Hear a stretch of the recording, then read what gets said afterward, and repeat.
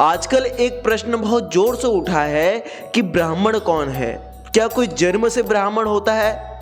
तो इसका वर्णन एक शुक्ल यजुर्वेद में एक मंत्र में दिया गया है। उसमें बताया गया है कि ब्राह्मणोस्य मुखमासीद बाहु राजन्यः कृतः उरु तदस्य यद वैश्यः पदभ्याम गुमशूद्रो अजायत।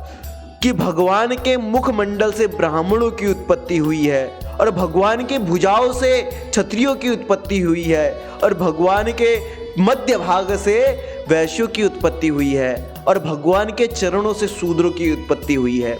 तो क्या हम ये मान ले कि जो जिस जाति में जन्म लेगा तो उसी के आधार पर वो ब्राह्मण, क्षत्रिय, वैश्य, शूद्र हो जाएगा? आप अक्सर यह देखते होंगे कि आजकल लोग धर्म परिवर्तन का भाव रखते हैं कि ब्राह्मण बन जाओ। और विशेष रूप से मैं उन लोगों से कहना चाहूँगा जो कि ब्राह्मणों के घर में जन्म लेते हैं, तो वह केवल जन्म मात्र से ब्राह्मण नहीं है। सनातन धर्म का एक ग्रंथ मनुस्मृति नाम से है, तो उसमें बताया गया है कि जन्मना जायते शूद्रः संस्कारात् भवेत् द्विजः। कि जन्म से हर व्यक्ति शूद्र है और संस्कार जब उसका होगा, जब यज्ञोपवीत उसका हो जाएगा, तो उसके बाद वह द्विज कहलाने का अधिकारी होता है। और उसके बाद कहा गया है वेद पाठाद भवेद विप्रः ब्रह्म जानाति इति ब्राह्मण। जो वेद पाठ का अध्ययन करता है, जो गायत्री मंत्र का नित्य उच्चारण करता है, वह विप्र कहलाने का अधिकारी है। और जो इन सब कर्मों को करने के बाद जो ब्रह्म को जानने के योग्य हो जाता है, तो वही ब्राह्मण कहलाने का सच्चा अधिकारी है। लेकिन आजकल आपने देखा होगा कि ब्राह्मण लोग अपने आप को जन्म से ब्राह्मण मानते हैं। और वहीं गीता में भी एक श्लोक आया है कि भगवान अर्जुन से कहते हैं कि कोई जन्म से ब्राह्मण नहीं। एक श्लोक वहां पे को आजकल बहुत आप लोगों ने भी सुना होगा। तो उसमें कहा गया है गीता में चातुर्वर्ण्यम मया सृष्टम गुण कर्म विभागशः।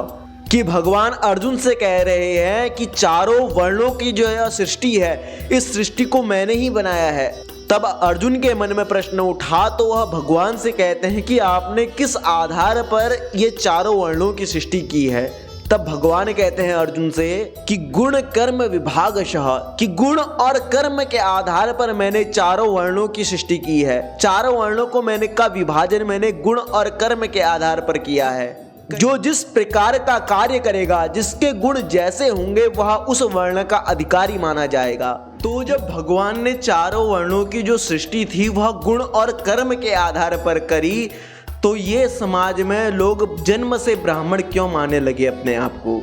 आज के समाज में ब्राह्मणों का पतन कैसे हुआ?